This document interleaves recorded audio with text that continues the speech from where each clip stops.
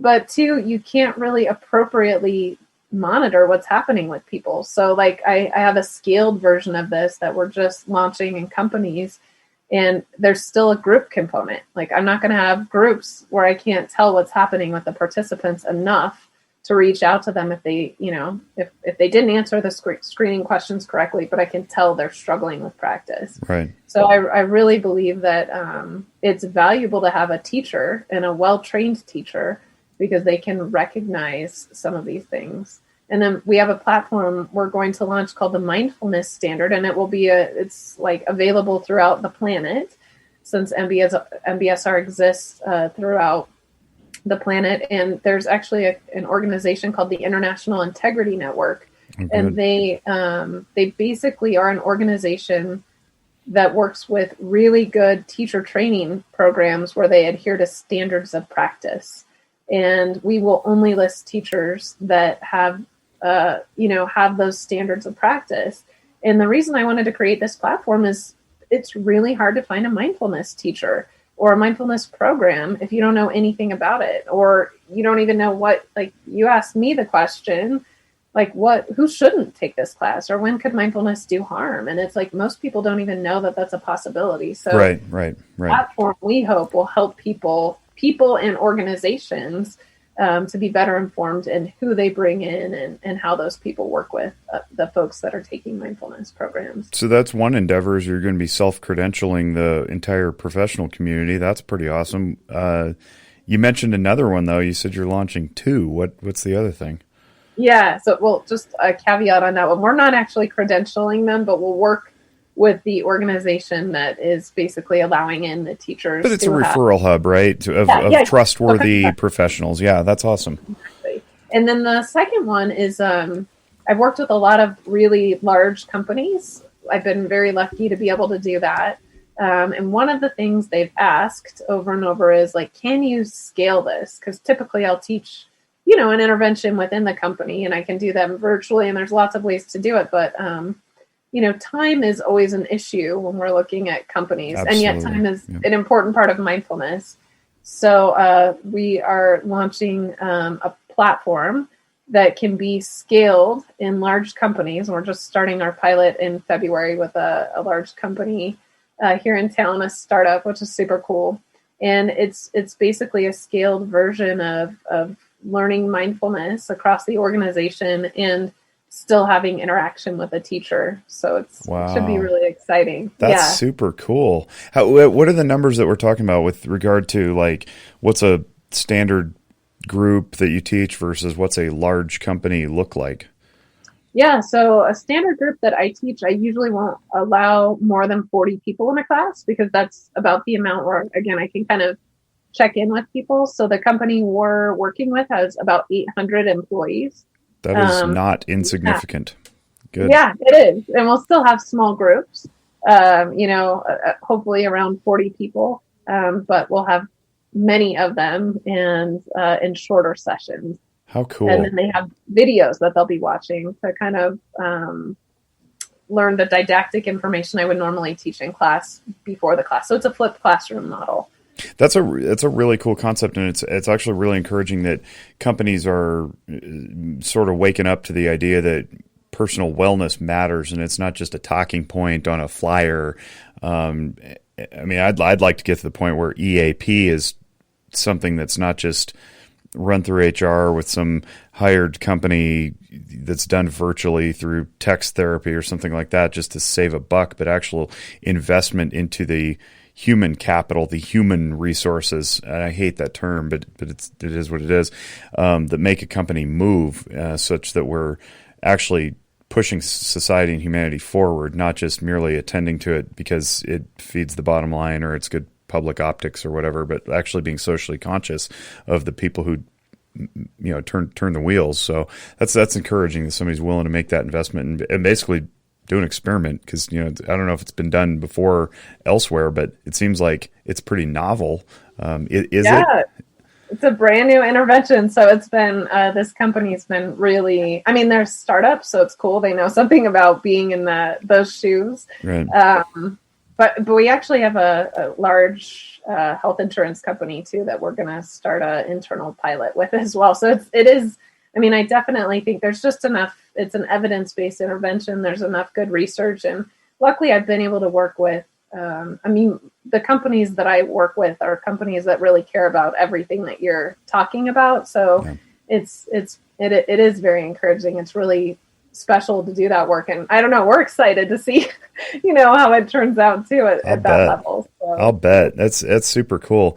It's all you got to do is prove the concept, and then other people go, maybe I want some of that too. Yeah. That's neat. So we're hoping. That's great. There's so much more we could cover, but I want to be mindful of the time and honor yours. And we should probably wrap up. But I want people to know how they can get in touch with you. You do have a website. You do have your own company. You work with a handful of other people who are teachers. Talk about that, please, and how people can get a hold of you. I don't know if you're on the socials or not. So I'm not on social media. You're healthier for it. We do a lot more if you were more social.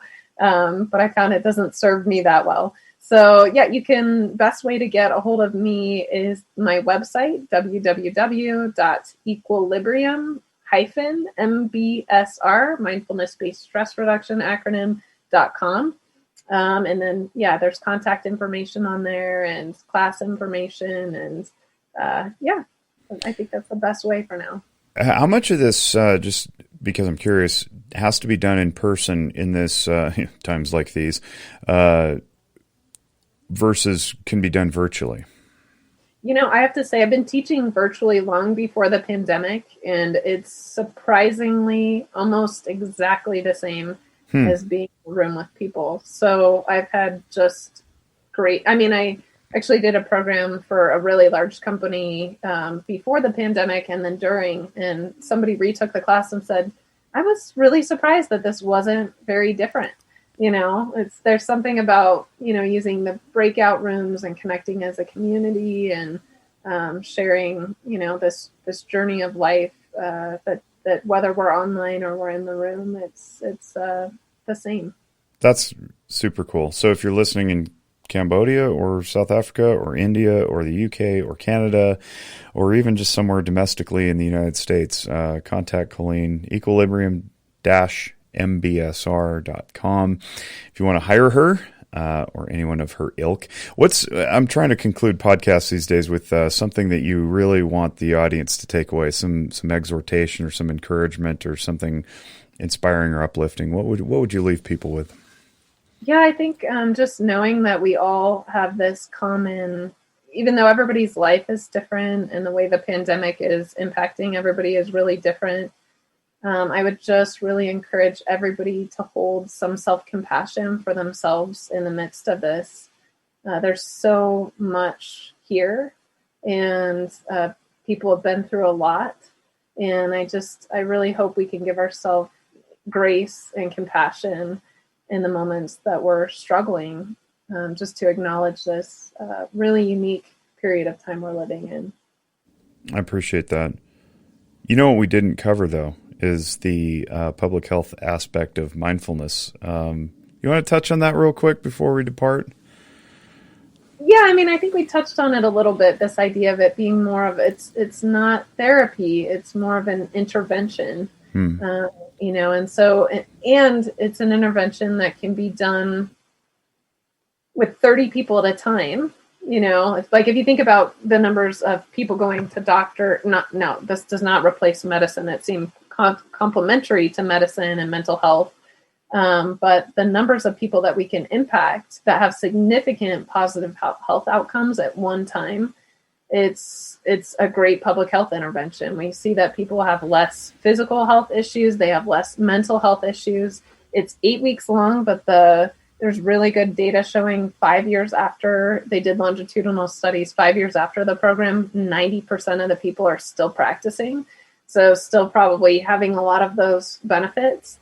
So I think when we look at the numbers of people that can be helped with an intervention in a significant way that would have less impact on the health systems, it's a huge win. And some countries have actually done this. Some health countries have just put MBSR in as a part of like their, public health plans. And so it's, the US is very complex, and I think we've really struggled to figure out how to do that here, but it's definitely been adopted across the planet. And I would say look for the mindfulnessstandard.com. That will be a good way, for folks to start to find teachers that might be qualified to teach. Again, there's teachers across the planet that are trained to teach MBSR and really well qualified. So that should be coming soon in the next month or so.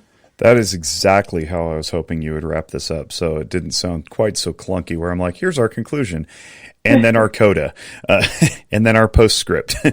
But thanks. Colleen Caminisch is her name, and you can find her at equilibrium-mbsr.com. Thanks for your time. Really appreciate it. And I think this is one of my favorite podcasts recently. Really, I learned a ton, and it's a lot that's going to be applicable to not only my life, but my interns and my students, and I think our listening audience too. So thanks again for listening. And if you're new to the show, please share this. I try to say we don't like this locked up in our heads. That doesn't do anybody any good. We want to share it around because that's just what makes Earth better. So share this, subscribe, do whatever you have to do, and then as we always say, on behalf of the Noggin Notes family and the Zephyr Wellness family, we wish you all great mental wellness. Thanks. Bye-bye.